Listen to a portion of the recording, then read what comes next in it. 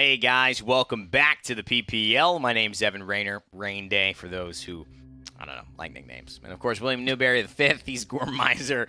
We're ready for what was a questionable, I think, level of competition heading into this split with NIP having a doubleheader today, playing against the 1 seed and the continual undefeated team in Europe, which is Fnatic. And of course, Mousesports, which is the team that has underperformed consistently.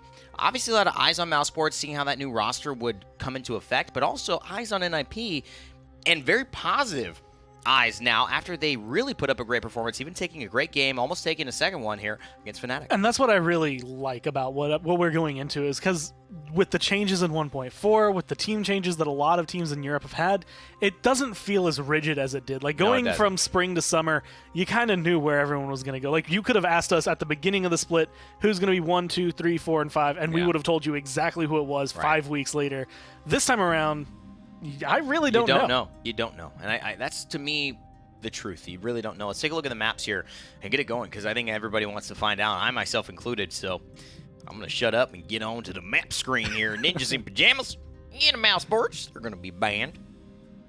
That was an accent. That's just how I truly talk. This is the accent. My favorite thing is Hugh Laurie, who most people would know as House, is a British actor. He is. And a lot of people would be like, that is a good one. When you listen to him speak normally, they always ask him, like, why are you putting on an accent? Why are you He's putting like, on no, a fake accent? I'm taking off your accent. The question is, if he plays an English-speaking guy for 10 years, and for the majority of his time, if he's on set most of the time, is speaking that way, I guess that becomes his accent. You never know. His real way of speaking, or is that his accent? And is the British version an accent? Just because it's your origin, that would mean that the premise is that where you come from determines your accent forever. But people know that accents can change. In that case, this is a Southern accent. Yeah, but I can grow a Southern accent. Although I can hear it use sometimes. I don't know. I hate it. It's very interesting, right? I do not like what is called the Southern drawl, and I hate when it comes through in my voice so much. You got to watch Sharp Objects. It'll actually make you like it. Great book, great HBO series is just finished, so big recommendation. Sharp Objects, watch it, 8 episodes. But now, as of course you're watching some Paladins, take a look at this. Furia and Tyra. So Tyra not banned out by NIP again, and the first pick being the front line, which they did last time, and it was Khan. But this time, Mouse do take the Tyra from them. So maybe Mouse picking up on what NIP wanted to do. And I think this is a good map for that as well, being able to kind of steer that away. Plus, you get that damage bonus. So not only do you take it away from what NIP are trying to potentially draft up, but you get something that's going to be great at tearing down Torvald, Barrack, Bomb King, potentially this Talus. But this is the second time they've run it. And I think this is actually going to be a little bit more successful than what we saw earlier, which was still pretty successful. I think NIP here running back something that works well for them. I think the Diggy Dog feels real comfortable on the Blaster. Yeah. Talus and Bonker go hand in hand here. And you've got Ying on Bird. The problem, I think, with this is the Willow. Who is going to tame that one? We saw Diggy Dog really have to own that because of the fact that Talus just doesn't have that high ground. But Brad Marshall a lot closer. Won't need it as much. Terminus and Fernando, 2 front lines that have not been seen at all in the set between NIP and Fnatic in the ban or in the pick. So completely unbanned, unpicked. And I gotta say, I don't know if we'll see that for the rest of the split. I think those two will still play a role. They have a role to play. Terminus is the one that always brings question marks to me because I feel like he is in such a weird area where for some teams, he is going to be able to eat through anybody on the other side, and then sometimes we see like what happened at LAN when he gets picked up all the time and he loses every single game. So this is the time for Bees to be able to showcase what exactly he can accomplish. Ooh. Of course, we have had some style changes, and I'm wondering if we're going to see some shotgun Terminus still. So what we're going to see, Devastation. We're not seeing a Decimation Terminus, but we still may see Devastation, which is a card that gives him healing off of that, and Necromantic Might still working well. Yeah. You don't need the extra damage to get those charges and still find plenty of value in healing as a result. So I don't think that NTBs is far off here. I think this actually might be something we see a lot more Terminus players use, especially if he can have a good performance. Alex is the one I kind of want to talk about for the majority of this, and he is running Necromantic Mind, at least at level 2. A lot of Strength of Stone, though. And he's just going to get those charges up, and he's going to hold them. That's the key. Just get that damage reduction, and you're going to see it hopefully work out for him. A big key combo. A lot of pressure, but he survived. And he's just getting pushed out. That's probably the big downside is, yes, you can charge that up faster. Yes, you can get those shards. But you're kind of enticed to hold on to him. You don't get that extra damage. And even without getting boosted, those things still hurt a lot if you can get them in the right area. Even just one every now and then allows you a little bit more leniency. Man, granted, Kate Gruncy and Bonker are absolutely decimating this. It's just the Torvald's Talus flank here, and what it's looking like is it's a very hard time for them to respond. Andrew Doodle with a big kill onto the Torvald, and now Sephic Cloud able to go and pressure out. And Sephic Cloud, a veteran here of the PPL, and very well respected. He's going to get a nice heal here, and Sephic Cloud knows it. He's got Brand on his Flame Lance, and so Mousesports now, although 57% in counting with NTBs on the objective, we're going to back off, try to regroup here and see if they can just stall out this aggressiveness from NIP. And this is exactly what I would expect out of NIP. The way things went last time, Bonker specifically on this Talus is going to have a lot of control, and they just have enough diversity in their picks that you don't know where exactly to look. You can't get locked down in one direction. And unfortunately, it seemed like that was kind of what was happening. Sephic Cloud was looking all over the place, but he could only ever find one person, and even then it wasn't enough to lock him down for their full health bar. Yeah, and I think Bonker's just showing that with this Torvald, he is having such an impact, and most likely the same deck. I believe he is running Inner Strength as his talent. But it's going to be Guts. It's going to be all about Evanescent and Antediluvian, so the instant anti-heal in a competitive setting, that is going to help him to take down so many people. Most likely will just Rune of Travel back, get the base healing. Doesn't have any extra on there, just a little bit of lifesteal when he falls below 40%. If we could actually glance at the items, I'm kind of curious, because one of the things we've been seeing, I want to say slowly on the rise, has been people that have 75% anti-heal, so Bonker now included with this Talus, potentially running for the Wrecker if it helps deal with shields a little bit more. I don't think it's going to be absolutely necessary, just because you mainly only have to deal with Fernando's, maybe a little bit of the Furious shield, but I don't think it's something that you have to go into as much as you could, and he does have Wrecker too, so he's at least going to be able to burn them down a little bit faster because of it. Yeah, and I like Antediluvian as a concept, but I've started to open my mind to other ideas, because we really have forgotten maybe the fact that, 75%, it's not 90, and especially when you're fighting against things like a Furia, you need the 90. You need the 90, and you're not going to get it unless you have a teammate firing, but sometimes you don't have that if you're flanking into the back line. Hyper Beam is going to do wonders. Send Sephi Cloud off the map, and he's going to charge right back on, but the Grumpy Bomb from Accelerant, which it seems like Diggy Dog is running, because that was a very fast explosion time, it's going to help secure one of the tanks on Mouse. Now being able to find it around Bees goes a little bit too deep. Bolka as well. Bonker being able to pick up 2 off of that. And now setting up to potentially push this in. 30 seconds left, but he's in a safe spot, ready to continue going. Has his ult if need be. Someone who can hunt down the Willow if necessary. But it doesn't seem like anyone on Mouse is too ready to commit. Now Bees is going to be jumping down with Sephic Cloud, but they're getting burned. Yeah, and he's getting a little bit of healing there, but there's not much to gain from it. And he goes right back in, and that might have been a treacherous position because they are very aware of him, but NIP and the rest of his squad does enough. He's going to get killed. Andrew Doodle on a 5 streak, but Bright Marsh is not the same for Mousesports. They are now 2-0 down and much, much closer to going out if they do not have an answer here in this next round. I'll admit, so far from today, I'm very excited with Week 1, Ninjas in Pyjamas. I'm excited to see where they end up by the end of the split. They're looking good, man. But I think with the way things are going, I think Mouse is this... They're not going to have impactful Week 1, at least so far. And then next week, maybe something similar. But Week 3 Mouse, if they can continue on this route, I think is going to be good because they have 2 members that they're trying to incorporate that don't have that PPL experience, that are still trying to come in, Alex and Bolka. And you can see some of the small things that might make a difference, just being able to learn from people like NIP, people like Fnatic, teams like Na'Vi, all of that as they go on. Well, Alex doesn't seem like he's going to be a bad player. I mean, we know he's performed at LAN. But right now, he's giving you nothing. He's giving you absolutely nothing here for Mouse, and that's a problem. That's what I've always questioned. Andrew Doodle has just carried the load for this team for so long. NTB is obviously morally as the captain, as the leader, but Andrew Doodle, as far as the damage, the one making the plays, really changing the game, winning duels, he's just... He needs that second player, Gore. He has to have Alex perform. And if they do, then this Mousesports team is the same way we're looking at NIP, just a completely different squad. But if it's only Andrew Doodle, and that's what they live and die on, it is going to be a rough, rough split for them. As of right now, though, he's doing the best he can. 9 streak on the Willow and being able to find a lot of damage spread. And honestly, the reason NIP aren't in control right now is probably just because of this Willow. Also, a nice reanimate from Bees is going to be able to clear out the spot. And since they had comeback mechanic, they don't have to spend too long holding on to it. And Andrew Doodle is, again, maybe it's not that Alex can't do something, but he may just need a little bit of confidence boost. He may just need a little bit of room. It's very hard to throw somebody new on a team like this against veterans. like Bird, like Bonker, and then all of a sudden saying, lead the charge, right? Maybe Andrew Doodle needs to lead that charge, and then Alex can follow. Maybe Alex just needs to have a, you know, hey, man, let me fight you at 75% health at first, okay? Let me flank you versus being flanked and Talus ulted and King bombed with a Torvald shield, mind you, okay? Please just give me a chance. And I'll say, I mean, honestly, for your first game, showcasing, you end up with Tyra, who admittedly, I'm going to say, is not the easiest to have a good performance on. You have to be an excellent Tyra, or you have to have almost perfect teamwork in order to make sure that she not only stays alive, but gets the most utility out of what you're trying to do. Hunting Party is great. It's awesome damage. Yeah. But, I mean, even just today in the PGS, we've seen too many times that just because the damage is theoretically there has to be a difference in your performance. You have to have the team that can enable that to actually have it make a difference. And to me, you're talking only on one spectrum of what makes a character good. Yeah. Tyra's never picked because of what makes her good.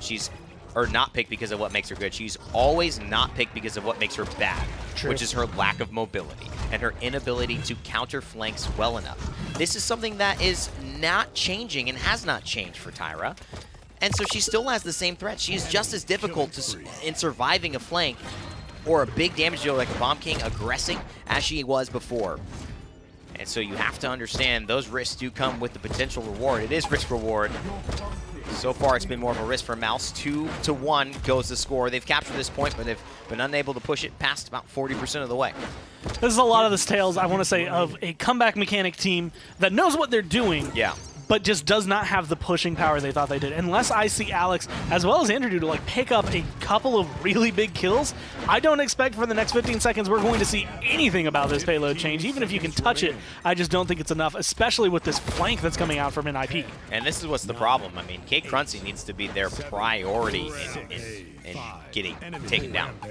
By all means, obviously, Diggy Dog and Bonker are being incredible players here. I don't know if they know someone is behind there. I don't know who it is because we're not close to the payload right now. But I think it was Cephaclad who had backdoored, or at least attempted to backdoor and buy some space. But they just need to get rid of the Torvald. He is being too helpful. His impact alone can change even like a small play. Like if you make a misstep, you're out of position, should be an easy kill.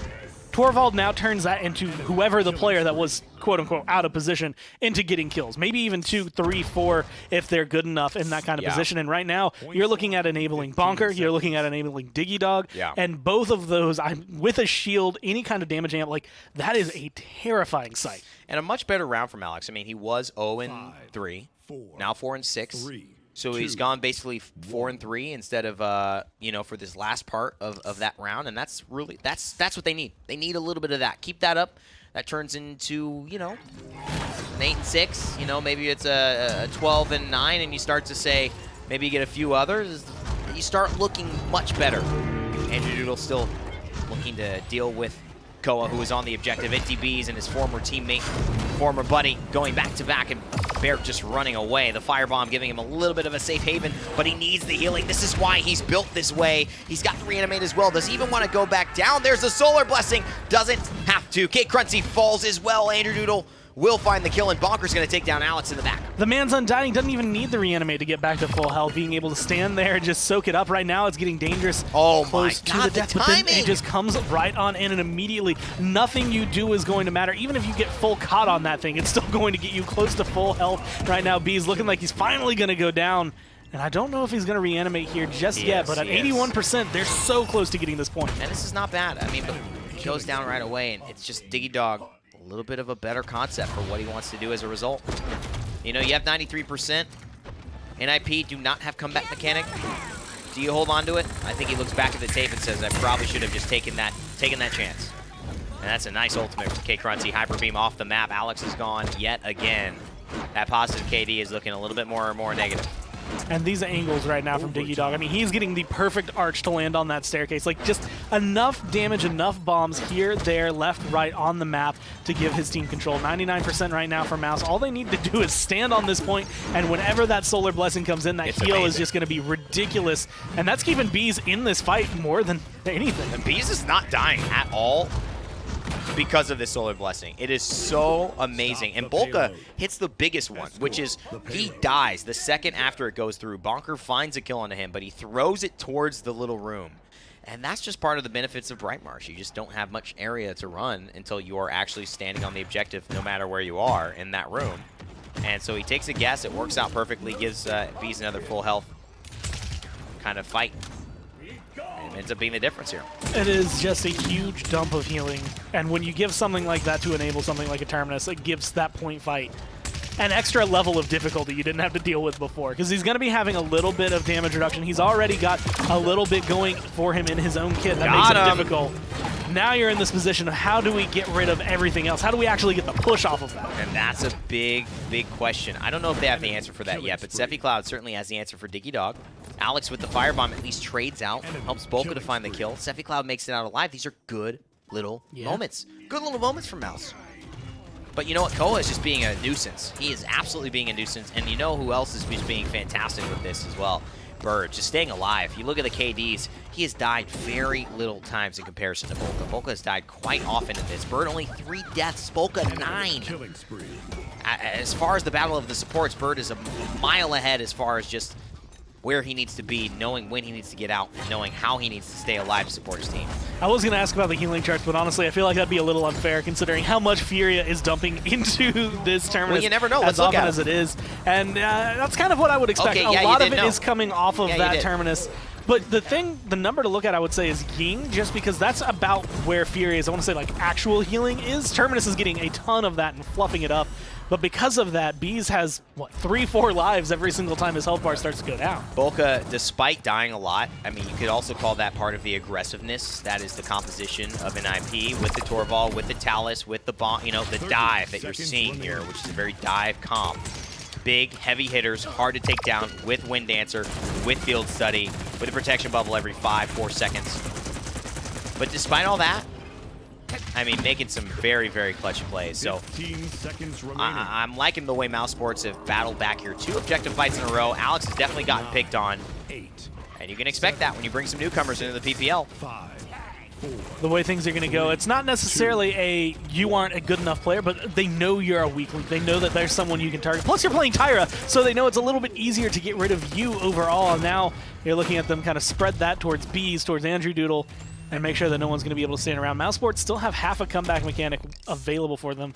But the thing that they've done that is something I think in the past we could have assumed they wouldn't. They held on to their ults, so they're going in 3-3 comfortable. So the big key about this as well is you force the Inflame for Bolka to die right away. That was a bad decision from Bolka. I mean, at that point, it was definitely just death's door. I don't think he'll make the same decision here because he knows that, especially with the Talus ulting into that situation, he could easily just go down. In 15 seconds. But I do hope to see Mousesports make some adjustments. I think maybe a little bit more patience on the reanimate and an Inflame that actually is more aggressive versus reactive. 4, 3. I'm curious as to how NIP want to start off this round. There's a lot of like kickoff ults they have that could change the pace of the game at the very beginning. Just doing it again. Half a comeback mechanic on the one side. There's too much from Mouse to be able to just stand on the point and cause a lot of trouble. So I'm kind of curious, does Diggy Dog want to go for the Ging Bomb? I personally think it'd be nice to hold on to it until that scenario is forced. And they're almost forcing the reanimate here. Again, I think this is, man, he's just going to go for it. He plays a lot of Terminus. You got to trust him. He is going to stay alive, and that is sometimes the difference. That's a full health heal that he doesn't need Furia for, right? Just as long as he doesn't die. Big deal. Wow, Diggy, wow, does not miss at all. This is why he's known for the Bomb King, ladies and gentlemen. 8th streak Bonker, just a blitz upper to the back. And that's an IP coming through. This could be the last point fight of this game. And that was a beautiful spread of ults, right? You know Diggy is trying to figure out, do I go for the Terminus or am I supposed to go over here? The call is for Willow. He turns immediately to the left, but Talus doesn't waste any time. Immediately hits his ult as well. So you're fighting on 2 fronts. You separate Mousesports. They don't know where to go, who to support, and by the time they make that decision, 3 of them are dead. You know, I was waiting to see this Talus. I was waiting to see it, and NIP have definitely secured my thoughts that he was viable, that he was valuable, that he had his place in the meta. If anything, I'm seeing a little bit of the weakness of Fury, a little bit of the, yes, strength of Tyra, but the absolute go big or go home nature of her as a pick, which to me, that's not where first pick, first ban sit, where it's like we're either obviously winning or obviously losing. And I think at this point, 93-99, it just looks very dangerous with Koa being in this position. NIP looking to clean this one up, but still fight to remain with Mousesports. Couple of shots. Koa going to be coming in, looking to try and seal the deal and killing off bees. The shield is there, dashing in Cephacloud, but at this point you're marching in one by one. Furia's healing can only do so much for so long before not only is she gone, but you as well. And it's not really that you're going to heal, that she's not going to out-heal your damage. It's just the window, right? Yeah. That is down. It has a cooldown.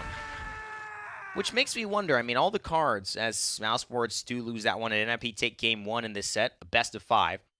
Furia, day 1, started out with this kind of loadout that was very interesting. Garrett, the designer who was taking lead on her, was Hi-Rez Martini, was very excited about this fact that you could Wings of Wrath and then basically fully reset your Pyre Strike, especially if you hit your Pyre Strike. Now, I don't think it would, I haven't tried it with Solar Blessing onto a teammate. I know that it works defensive, like if you're engaging onto an enemy, but I just wonder if having more Wings of Wrath cooldown on the Pyre Strike, if you're running Solar Blessing, is something that we're going to see incorporated with builds. We obviously know the Solar Flare range, but I wonder what you would give up for that. I'm also kind of curious as to whether or not we're going to see this standard, which everybody has shifted over towards Solar Blessing. Like, this is the only way to heal. But, I mean, Cherish was doing a lot of work before, the shielding that it applied, the fact that it was a full heal, and even though it was dropped from 50% to 25%, that's still essentially going to chunk you all the way back up to the top. Yeah, it's still good. And I think, you know, it's just Solar Blessing.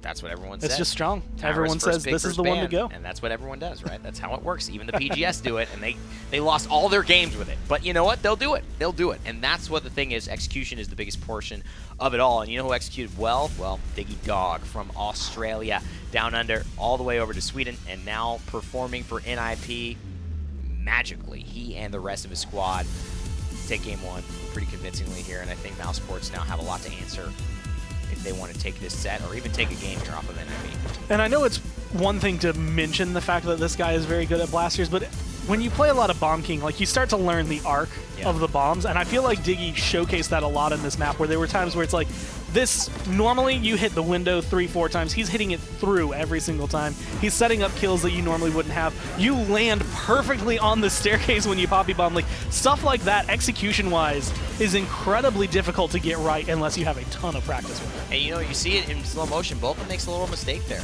I mean, he throws the Pyre Strike onto the, he knows in his mind, King Bomb is CCMU. So that Pyre Strike is going to do absolutely nothing.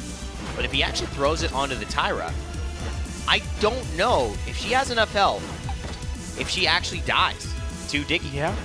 I don't know what health, the amount of health cards Alex is running, but it's possible that she actually stays alive because of the healing amp if he throws it onto his teammate instead of trying to use it offensively reactionary.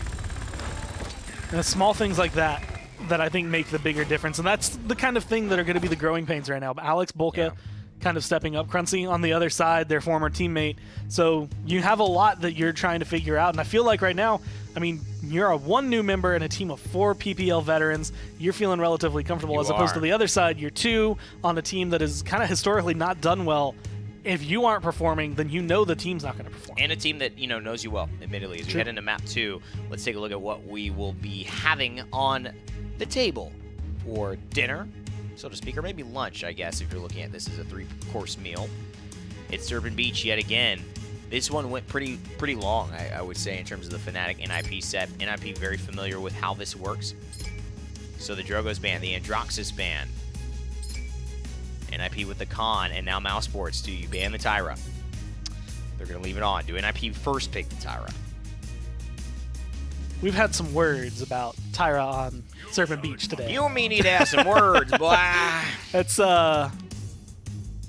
not exactly had a performance to write home about. Not something that you're like, man, you know what? Tyra on Serpent Beach, yeah, the best. No, I mean, you and I were the ones who were casting that. Yeah. No, you know, it didn't work.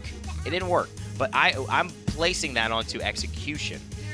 And that's what Hunting's Party has always been. I mean, we act as if 10% extra damage and another charge has made Hunting Party viable. If it was going to be viable now, it could have been viable before, but the fact is that you would now have the ability, because listen, favorite core used to be 10 seconds you can get off that card, okay? You can only get 5. Yeah. Used to be 10 seconds, so yeah, you don't get 2 reveals, but you reveal somebody for half of their lifespan, all right? So that was a very bad thing to play against. But it was always coordination. It was always, could you make it work? That was the big question, and it was the big risk, and Tyra just was a very dangerous champion to pick. And she still maintains dangerous, and now look at this. NIP banning all the time. I mean, Mouse taking it last game, don't even select it here.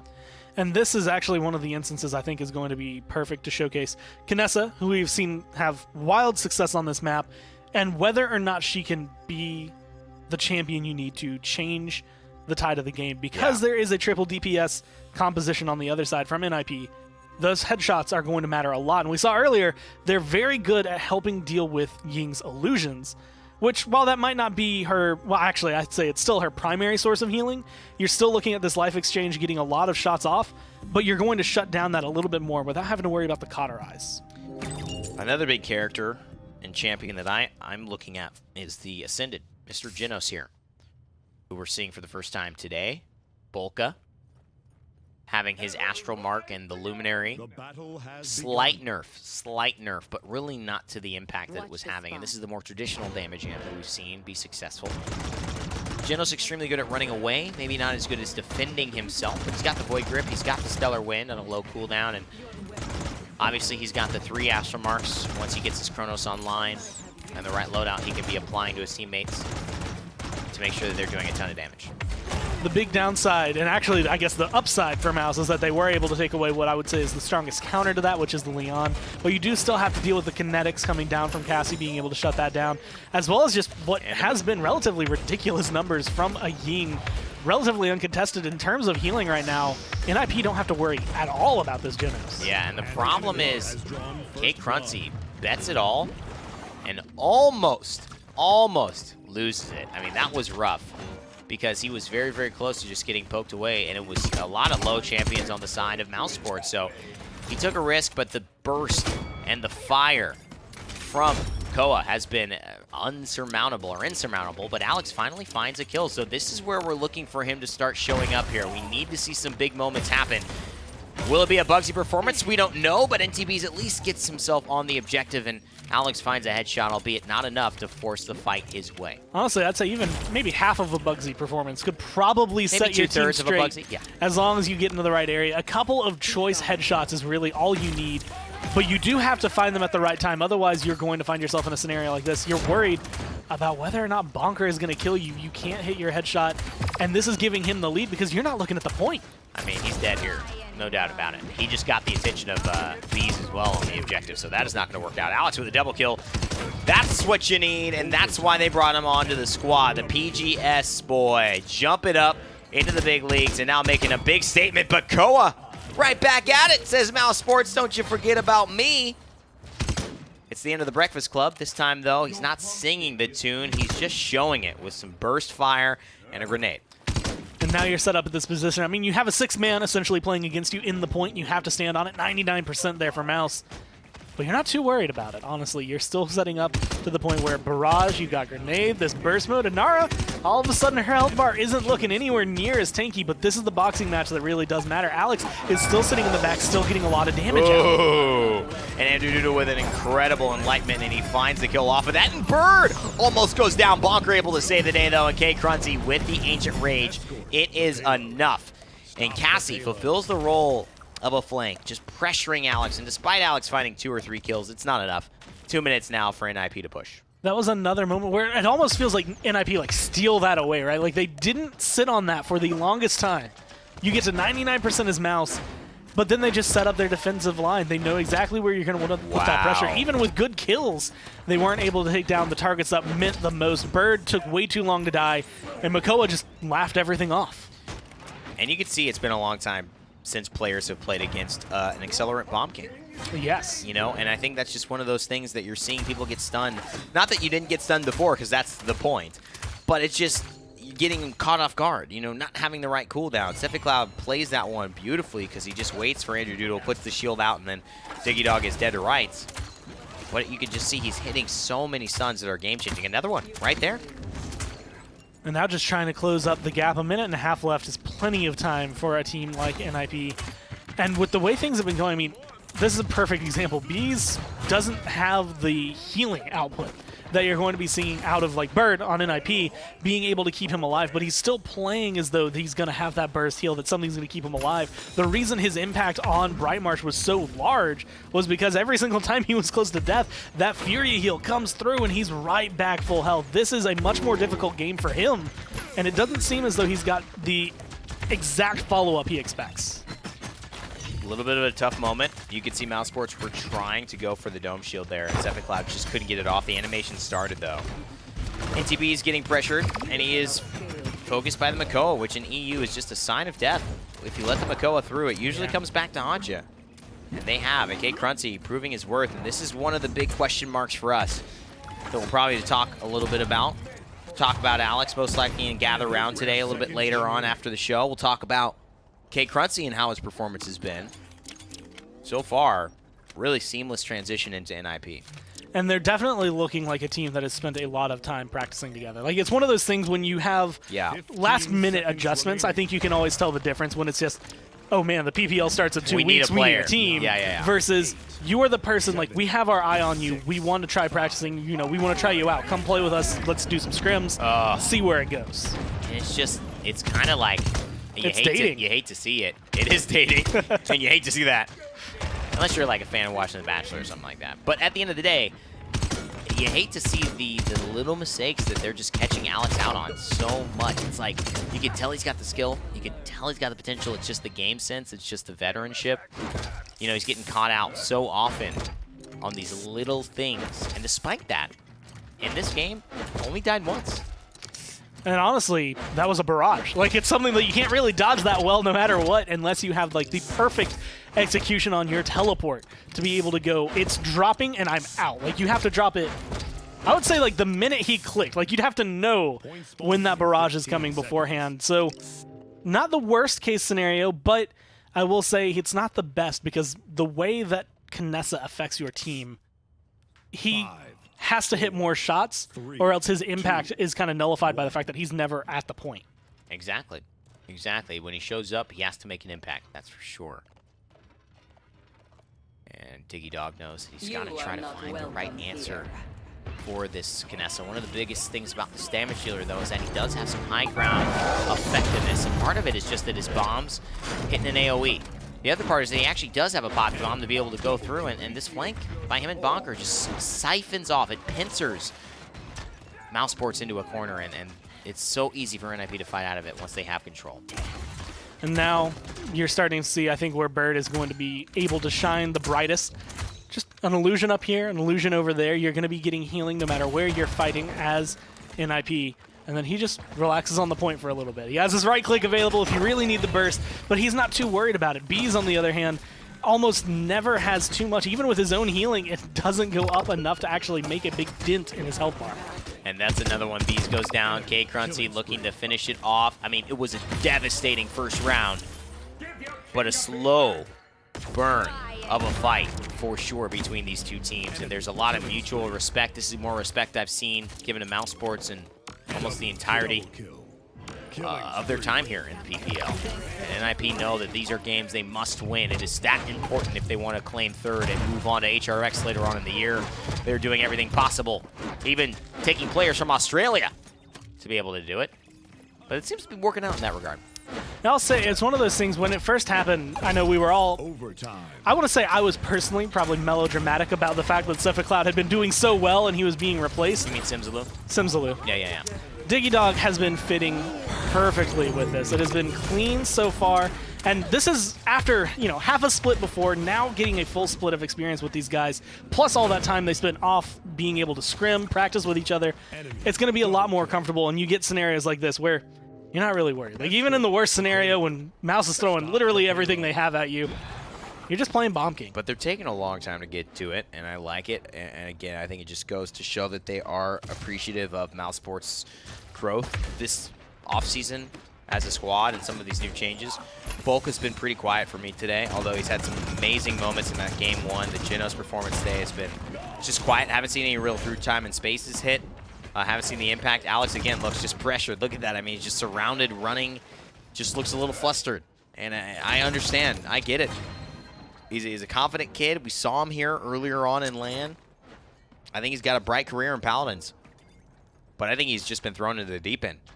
And these pros know it, and they're taking advantage of it. It's definitely not the easiest first week to have to deal with. I mean, coming out of it, with NIP looking the way they do right now, I would say this is almost as bad as if you get thrown against Na'Vi or Fnatic first, right? Where it's just like, here, go up against one of the top seeds, someone who has regularly beat you, someone who always tends to make it look easy. Right now, Mouse is still putting up a fight, but you can see where the drags are, where they need to work on it. And that's why I said I'm more excited, I think, for Week 3 Mousesports than Week 1 Mousesports. Look at the chances he has had to hit Koa. You see them like just slightly shooting to his right? I mean, if that's Bugsy, it's over. Koa's dead 5 minutes ago. Yeah. And I think that's the thing. Knessa is not a guaranteed win. It's a highly execution-oriented win. And when you have a new player, I'm of a mind, especially if you start to see the way he performed on Tyro, which a little bit unimpressive, but still, you know, it's a tough matchup. Don't give him as tough a matchup round 2, right? I mean, go for something simple. Put him on a Cassie. Put him on something that he's just feeling like I can do with my eyes closed. Put him on maybe a Leon. Try to get him into a place where he doesn't feel like, man, I really have to show up hard. And again, maybe that's just leaning Andrew Doodle onto the sniper. Maybe it's leading Andrew Doodle onto a Drogo's role and giving him something else. You know, you can't help the bans, but you can certainly help the picks. One of the things we had mentioned was 6-1 at the end of that round. The first round, I mean. So yeah, now 8-4. So yeah, 2 kills, 3 deaths added onto that one.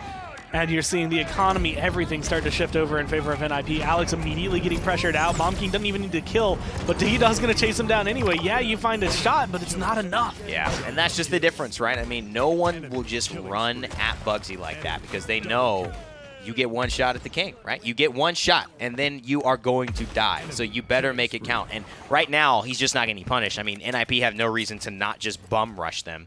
And that just comes with time. You just learn how to deal with that in time. You learn how to make the calls. This is a young team. They've made some good adjustments. You can tell the talent is there, but it's not going to be there in game number 2. NIP are going to take this one, no doubt about it. 12 streak for Katie Cruncy, who has had a great starting performance for NIP. I'll definitely say I agree with you wholeheartedly in the sense that so far Mouse has had 2 Alex-oriented, hard to you execute either go hard or positions. Pull it back for this third map. Like, so you get to choose where you're going. Try to figure out a composition that plays for that word. Maybe it's something that doesn't play itself that much, but you know, you get like the Cassie, the Leon, something that's like, okay, you're comfortable, you've played this 1,000 times, it's a map you played on 1,000 times, just be comfortable.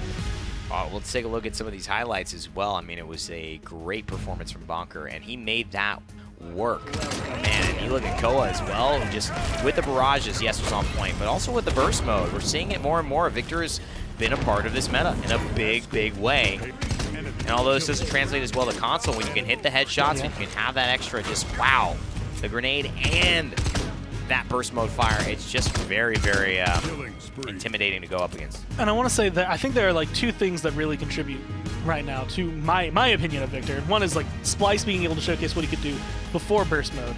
And now that burst mode is there, of course, we had mentioned it during the console broadcast last week, that once you can hit those headshots, burst mode makes a much more deal. But you have that versatility. It's like, man, is this a shrapnel game? Is this a burst mode game? How am I feeling? Headshots? Am I going headhunter? Or am I going to be able to kind of, or eagle eye? Or am I pulling myself away, going for something a little bit more safe? Yeah, and I honestly think shrapnel's banned. I'm not going to say that because all the people in the chat are probably going to be like, these idiots don't even know that shrapnel's banned. Otherwise, it would have been picked for sure. I'm like, okay, I get it. And maybe it would have been, but I also know that only in PC have we seen burst mode. Yeah. Console does not go for it, so I do think it's a traditionally just more high sensitivity aim type of talent. Now let's take a look at map number 3. Will it be the clean sweep for NIP on the day in their second one? They lost to Fnatic, so this is even more of a must-win for them, in my opinion. Splitstone Quarry, the map where people go to not push and take 20 minutes of your life. What a doozy of a map to go to end the set as well. Like, especially with the way things have been going. Like, Mouse, to me, they haven't had any clean pushing potential. Yeah. Even the point fights they've won, they were comeback mechanic point fights. So I'm really curious as to if they're just trying to play this one for the long game, hoping that NIP, even if they get the point, can't push it all the way in, they can't make that conversion, so they have that chance to just keep it 1-1, 2-2, 3-3, and then try to sweep in for the last It's point. the equivalent of a gentleman's ice mines, so to A speak. gentleman's ice mine. It's like, listen, I'm not going to take you to ice mines, but I'm going to do the damn closest thing because I kind of want to go to ice mines. You're really good. And that's basically what they're doing. Just to switch it up completely. A map-specific draft style. And again, what do you do here? I mean, you got to play some specific champs. I think it's really about getting Alex into a comfortable spot. I think you have Andrew Doodle, one of the better bomb kings in Europe. I mean, he's a great player on the king. And now you just got to get him on something like a Cassie. You got to get him on something simple. I honestly think you kind of get the short end of the stick with the way things are going. I mean, you get a Nara Ying Bomb King. I'm curious to what they're going to close their lineup with, but Androxus, Barret, Furia, Liana, a lot of stuff that's going to take the range of this map or the layout of this map and turn it to their own advantage. NIP, honestly, no matter what they pick here, I think have the better end, especially with Drogo's being able to keep control. There's a lot of execution-based stuff on Mouse, specifically Ashe, who hasn't been doing so hot. Yeah, despite the red hair. Despite the red hair. Great look. And the fact that she's wearing so much armor that there's no way to not be sweaty. Yeah, and there are certain teams that will try the Ashe again and again. We'll see. Old Splice used to do it with Zulu. Yeah. We will see Mouse do it here and there. We will. It is one of those that they'll pick. It's a nice comfort pick for you. Yeah, and it tends to go with the player, right? A player that really enjoys what Ashe can do. To me, I'm not sold right now, but I can't wait to be sold. I'm sure as the viewers are. Very much like Tyra, who people don't see very often and want to work. The same reasons why they didn't work before are still there. And until those are wildly changed, you're going to see maybe a resurgence and then maybe a fall off again once people realize that, oh man, that's right, there's something safer and kind of just as good. Zephicloud, the one on Fortress Breaker here, playing around the big shield that doesn't move as much. And so begin. I want to say it's kind of like a better Inara wall, except without the blocking. I guess it depends on the scenario. You can shoot through it. It's kind of like barricade in a sense. It's a worse, in my opinion, because it deals with Wrecker. I mean, true. Tell me when an Inara wall is ever destroyed by pure damage. It's like never. No one ever shoots it. That's what I'm saying, because you don't buy Bulldozer, because you don't scale off. You just can't destroy it.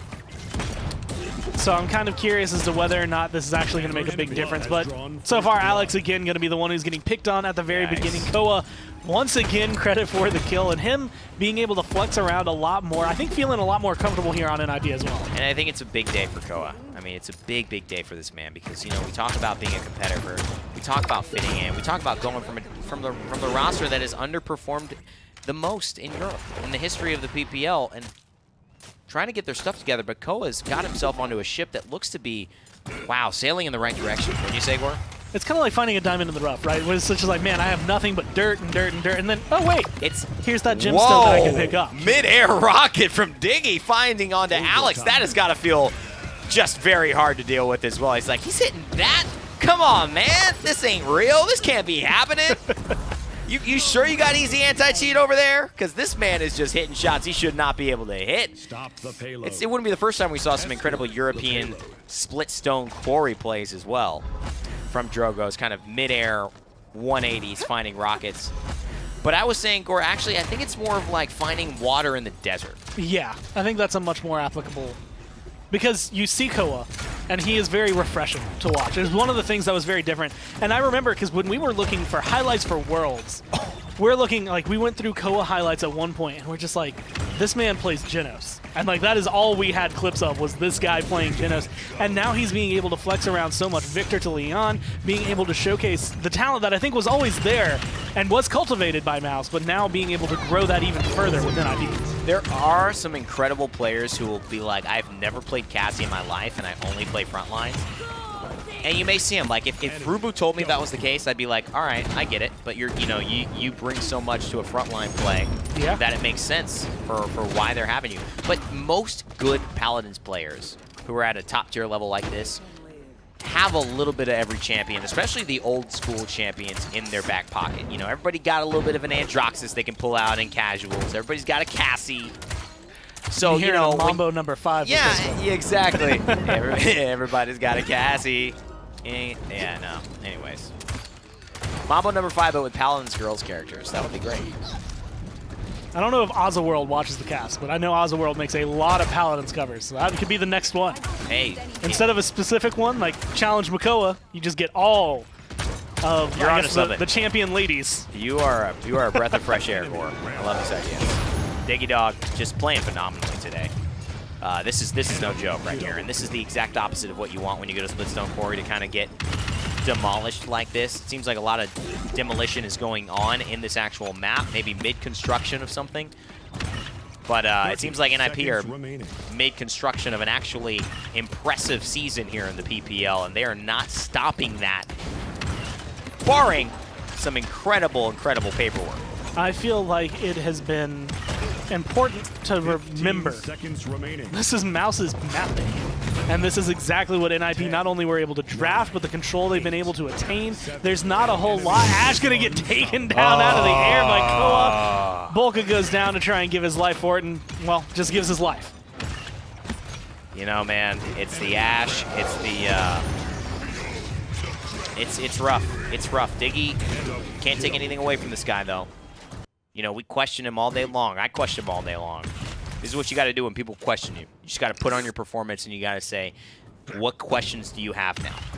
And that is how this world works. You know, people will say what they say, but you answer it with your actions, and people see what's the real deal. And that's one of the things I know, you know, we'll face some lashback every now and then when we have a specific opinion. We'll say, you know what, this player, like, X is just not good at blank, right? Backlash. And you will hear some strongly worded emails, maybe strongly worded tweets. You will. But you'll get those, and you'll be like, in my opinion, the best thing you can do at that point is, like, don't get mad about it. Just prove them wrong. I agree. And that is always the case, because I love seeing someone who honestly is lackluster come up and showcase, you know what, I am a player that is not only someone you will remember from this point on, but I have proven you wrong, and I will continue to do so.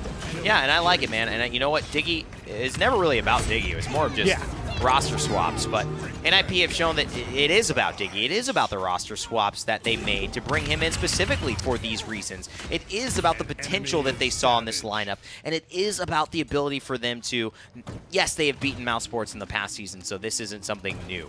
But the way they've done it, the way they've shown up today in their doubleheader against Fnatic has got to give them hope. It's got to give NIP fans hope for this season, and it's got to say that if this just keeps getting a little bit better, they are going to be not only your third place seed, they are going to have a chance at Worlds. And that, I think, is the big thing. A real chance. Like you said, it's all kind of about the fact that they roster swapped for Diggy. You're moving someone from Australia to come play for you. Is it going to be worthwhile? Is that cost effective? And right now, I think this team is proving, yes, it absolutely has been, will be, and continue to do so. If they can continue this route, as of right now, they're at 90%, potentially taking what could be the last round of the set. But comeback mechanic is going to be strong for Mouse. Yeah, and you know, Sephi Cloud, is there even a reason to go into the ultimate potentially? There's so many things that disrupt it. And that's one of the biggest issues, I think, and beautiful Solar Flare there, Solar Blessing, excuse me, almost misses, but Bird had the right idea. It was good idea, but Crunchy was busy just finding the kill. Said, Bird, I like the idea, man, but I mean, let me frag out here. Come on, it's Thanks my for debut. Considering me. I appreciate the thank you letter, but you know, I'm still aggressing over here. I mean, I'm playing my brains out over here on this barrack as of right now, and everything so far about NIP. Again, it feels comfortable. They feel really relaxed with each other, and I think that's a team dynamic, again, you get from practicing day in, day out with each other. And I think part of the problem more for Mousesports is draft. It definitely is draft for me, and you have to look to make sure that you're not losing the game at the outset. And it's weird that we talked about, you know, put Alex on a Cassie, and they literally put Alex on Cassie, because I think that's what everyone's got to be thinking. Let's give him some less, you know, difficult things. But then you put him on Cassie on Splitstone Quarry, and you're saying, well, what is the issue? This would have been the Knessa map. Would this have exactly?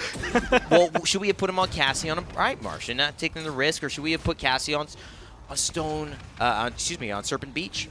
So a lot of questions, and you got to watch the tape, and they're going to do that, and they're going to come back next week or later on this week, and they're going to have, I'm sure, a good performance. I do not expect this Mousesports team to do anything but get better throughout the split, but NIP, it's been all about them today.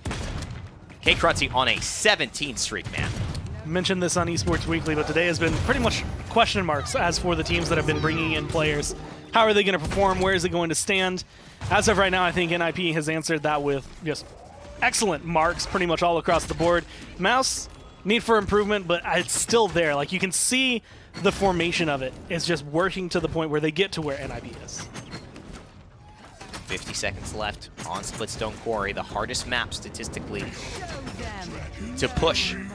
And there's the inflame from Bird, and he says, I'm going to challenge this statistic. Let's see if we can push it not just once, but twice. And with Diggy Dog finding himself a triple kill, Sephi Cloud barely lands. But with Combustible, they're going to be able to knock her out. 30 seconds. It's just a matter of time.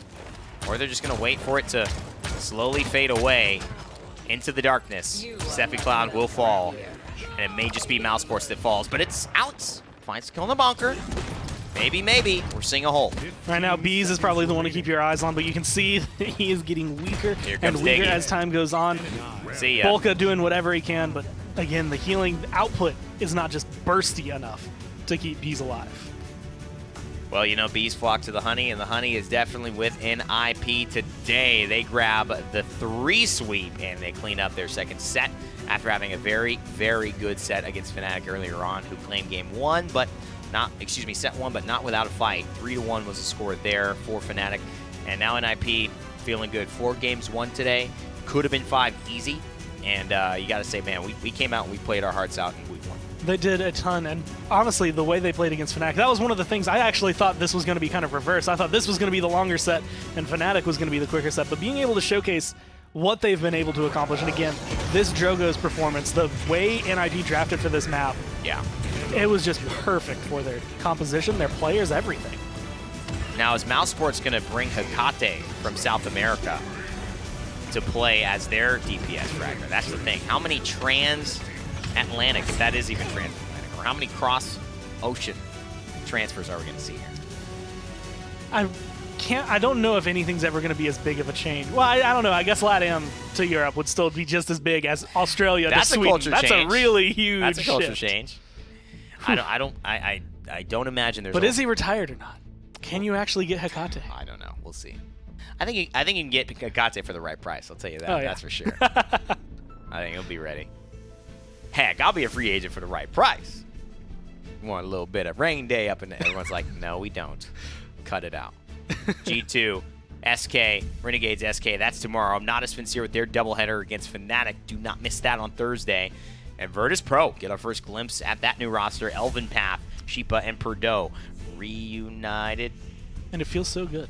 And will they win their game? And they've got new colors. Hey, that's true. I just think it looks pretty. Yeah, I like it's like a green-purple. It's a combo I don't think I've seen before, but... Hey, I love classic children's shows based around dinosaurs that are magical. I love that. And also happen to be purple and green? Color schemes that happen to match. I don't mind that. All right. HRX, you do not want to miss this. HiResExpo.com, November 16th to 18th, 2018. That's this year in just a couple of months. Less than 80 days, maybe even less than 70 days at this point. We have the fall split, and that's it, folks, before we get there. So make sure to buy your tickets. Now, I want you to stay around. We've got, not Saris here, but we do have a way to gather around. We have a post-show that we're going to do. Take the jackets off, loosen the ties a little bit, and talk PPL. So if you want to get our more, I guess, unreserved conversation pieces, get Nick involved, see what he had to think, and then wrap up the day, make sure to stay here for the next couple of minutes, and we'll be right there at the round table in the Paladins room. Gore, any final thoughts before we head over there? I'm just excited to see what these teams have to go. I mean, NIP looked really good today, so SK tomorrow is the next team I'm most excited, I think, to see if these changes are going to make a big difference. Awesome. Well, thank you so much for tuning in to at least the game portion of the PPL. Remember, we'll do the same thing for tomorrow's Wednesday with a pre and a post, and Thursday we will have I Hold Shift with us again for some full death segments for the rest of the week and hopefully the rest of the split. So we will stay tuned with that, but let's go on a quick break, and we'll see you all as we gather around in just a few minutes. Really cool, beautiful tattoo. Nice, cool day one of the PPL so far. We're here, gather around. We don't have the intro yet, but we'll have that relatively shortly. You know what? Gormizer, Rain Day, pretty hair. I'm going to give him some crap on that. I saw a rough draft It was looking good. the day after we shot it last week. So what happened? I would have just loved the rough draft. We should have thrown the rough draft in, huh? Yeah, I thought it was good enough. Personally. Me too. Maybe I'm a little bit biased because I love what Gore did with the piece. What you did. That was there was a lot of something, right? Yeah, that was the day we got to spank something on camera, and that was a lot of instruction, direction from you. You know, making sure that everything went just as smoothly. Yeah, it was apropos. a lot. There were a few takes of that just to make sure everything went perfectly smooth. I could tell you needed a little bit of coaching in the situation, but it's okay. Yeah, we got there. He's a gentle soul. He's a gentle soul. I noticed. Yeah, Firm, it wasn't yet gentle. The caress wasn't anything that was an issue. It was the spanking that was. I guess that must be the case. What can No we problems segue there. from firm yet gentle? Gore's Firm yet catchphrase. gentle. Oh yeah. I cemented it today, and I can't even remember what it was. Other You than gotta bring it I out to remember pull it saying, "Yeah, pull it out." Was You the got to end. bring it out to Bring pull it out out. to pull it out. You brought that out, Gore. Hell of a day, man. Hell of a day. It was great, man. I mean, I think right out of the gate, you're seeing a lot of stories kind of being built around some of these new guys in the PPL and some of the old guys too, right? A lot of reawakenings there for me in the in that first set, Fnatic versus NIP. That was really kind of the change that I wanted to see from NIP. Yeah. They don't get that win, but they're doing things. They're making drastic changes from game to game. They're trying to throw Fnatic off balance. Slightly outdrafted in a couple of those games. Bright Marsh, I thought they were very equal. I thought both drafts were pretty good. Fnatic just played a little bit better that game, though. That's the problem, man. You find these little moments, and it's like when the draft doesn't slightly go your way, or you do get caught off even, and the Fnatic just play better, you're like, man, that is when we really just slipped. There was a lot to me that kind of surprised me in that first set because NIP looked like they were incredible being able to deal with something that we've seen out of Fnatic that is devastating to a lot of teams, a lot of players in the past. And they were able to handle it, not necessarily with no problem, but they were able to encumber, like Bugsy going onto a sniper. They're like, well, this isn't the best scenario, but we can at least deal with it, or we can try to. But then when they ended up going up against Mousesports, it felt like it kind of slowed way down compared to what they had in the first set. Yeah, and I mean, just talking a little bit more about like that NIP just style, I feel that they did a great job of playing their opponent. Fnatic were somebody that they were very familiar with and they've known for a long time.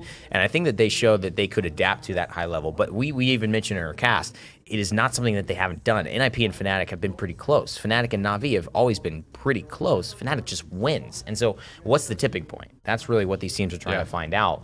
The Mousesports, though, set with NIP was a completely different beast. I was shocked at, I think, some of the drafting choices of Mousesports, and I think just the pressure they put on Alex off the go. Yeah, I kind of want to ask you guys about Alex in general, because we saw a lot of PGS guys today, but most of them kind of supports, a little bit of role playing with some front lines. But Alex was really the guy that was kind of thrust into the spotlight and said, all right, time to make plays against some of the biggest names that have ever played this game. That's right. And I mean, even, he pulled out the Kinessa on Serpent Beach, right? So even that's not a super conventional way to get it done. But even you and me were saying that, man, if Bugsy doesn't pop off 8-0, they don't win that first round. Yeah. Maybe they don't win the game. That's like unreasonable to ask anybody to do, except for Bugsy. And that's the thing. Like, you have Alex who's in these roles, and you're saying, yes, you are in the same position as Bugsy to hit these headshots, but is anyone expecting you to do it? No. And should Mouse be? Absolutely not. I think the Tyra early pick on Bright Marsh was, I don't know. It felt like more of how the PGS teams are using it, and it just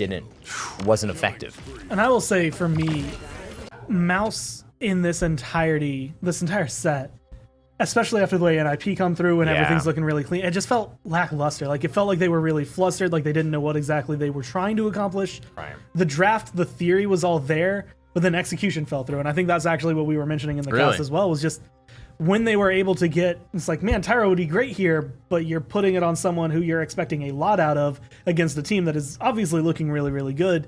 And then the next game you go, okay, now you're going to play Kinessa in the same kind of scenario. If you mess up at all, our team falls through.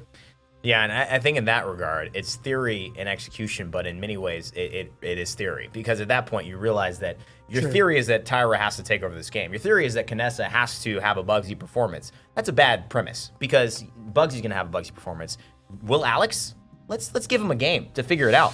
let's like let him play Cassie at one point. Like, play Leon, you know what I'm saying? Fine. Like, just see how it goes. Like, just verse him in a normal champ where you don't have to hit a headshot in order to win a duel. Yeah, and I mean, I think you can draw a lot of parallels, to Diggy maybe being still kind of that new guy on the block. It's easy to talk about a lot of the PGS guys, but he had a really good day shutting down Bugsy hard on Serpent Beach. He was like finally kind of that guy that stood up here. This was like kind of that turning point for NIP.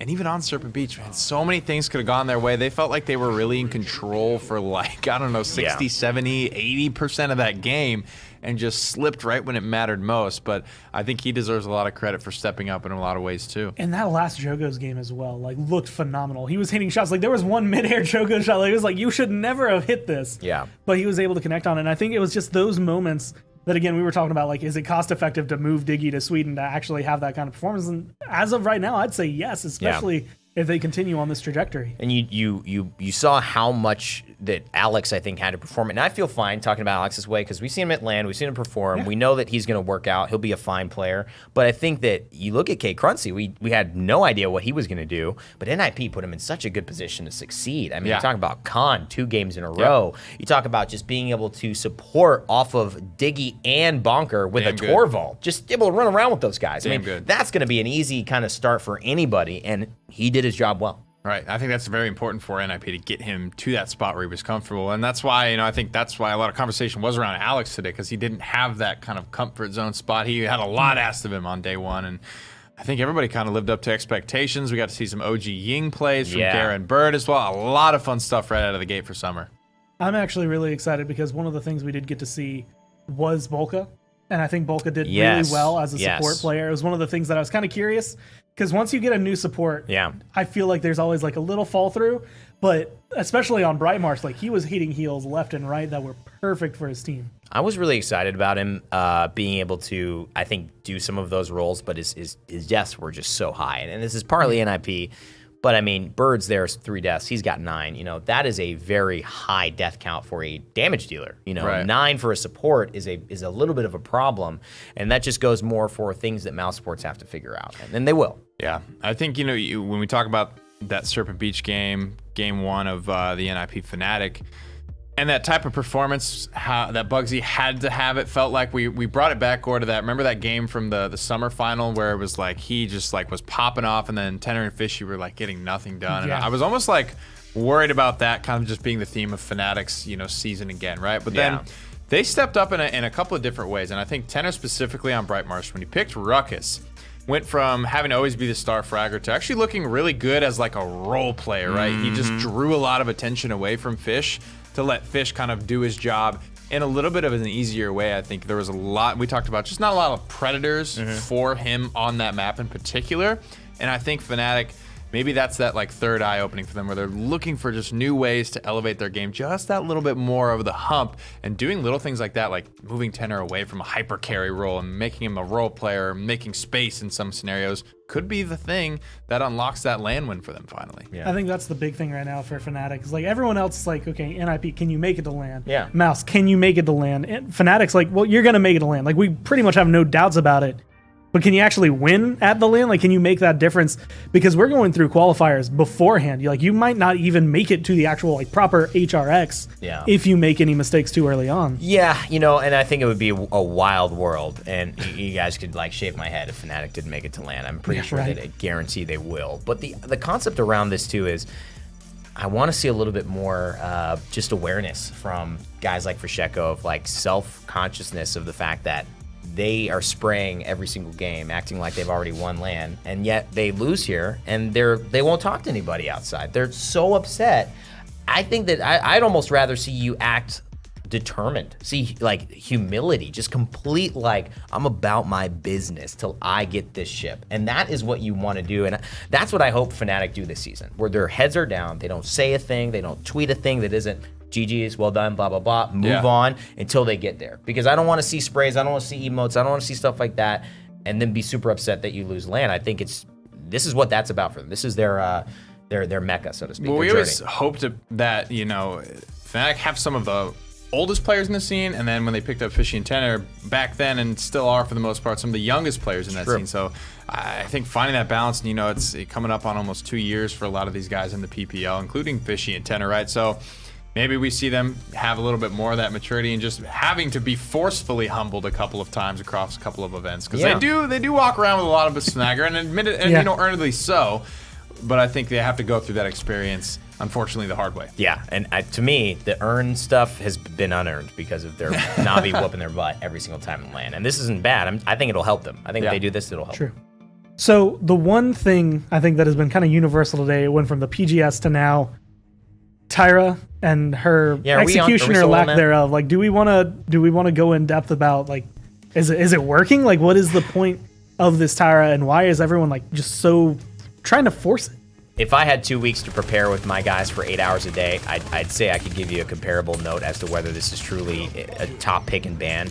I can't, so I'm going to trust these guys and say that it is. Have I seen it work at that level? No. Even this bonker game, yes, it had one moment of being awesome. When has Tyra not been able to get a quadra kill on Jaguar Falls? You know, throwing firebombs, and I mean that's she's kind of her thing. I'm not sold. I think it obviously has its merit, but I need to see way more for that. I think the change we saw was around Hunting Party, and Hunting Party is very team-centric, very burst damage, right? I'm going to light this one person up, and I think that's where it needs to kind of like be successful. And that's where it was successful today, right? When you assume, you know, you've got Khan as well, always with that Tyra. I think it's got to be Tyra plus something, just kind of like Torvald plus something has to be the key to unlocking that pick. It does it a little bit of a different way, but Hunting Party is definitely the rock there. It kind of feels like, to me, like a surge in stock prices where it's maybe a little inflated and it will drop down to where it really is, because it's rare we see first bans that are like kind of, I'm either going to dominate this game or I'm going to potentially lose very badly and do absolutely nothing. You know, Khan, you know, you're going to get your value out of your Khan. You're going to get your triple damage from Genos. You're going to get your easy healing. Tyra's like, I'm either killing everyone or we're all dying. Right. That's a weird first pick. It's very polarizing, I see, right? You either get run over by it, and you're probably, you know, it's just bonus damage. Bonus damage is hard to counter, right? It's very frustrating, I think, to be run over by that. And so having that experience a couple of times, it probably climbed the priority list pretty quickly because of that. I wonder where it'll settle. Do you guys have anything for the rest of the week that you're relatively excited about? I know we'll probably go more in depth of it before the games, but I can't wait to continuing to see how well life exchanging is. That seems to be hitting the value of where it's being prioritized. I think that came in a little hotter than I expected. Definitely hotter. I mean, we saw a game where it was 240,000 healing earlier this morning in the PGS. I'm excited to see if Grok gets any play. I know we didn't see a lot of Grover today. I think it's more of an NA thing, so I would look out for that tomorrow. Will Pip be brought up? I mean, I don't think Combat Medic is what they hoped it would be over in the design team. I don't think it's going to be high level, but I think maybe some dude's been trying it. I don't know. Yeah. Who knows? It's been fun. I'm curious about that. Overall, the picks have been really exciting to watch. I'm keeping my focus on EU. I think just because there's more to be seen. There's more roster changes, more shakeups going on. So I'm definitely looking out for our second day of EU and seeing what Na'Vi can do with this Tyra, if anything. Well, that's going to do it for, I guess, day one of the PPL. Everything is completely closed off. So with that, tomorrow you can always tune in 3 p.m. for the PPL. Going to be the day one of North America. If you tune in a little bit earlier at live.skillshot.com, you'll be able to see the PGS at 11 a.m. all in Eastern time, so you can just catch us whenever that happens to be. But we're going to go ahead and sign off on day number one. We'll see you tomorrow.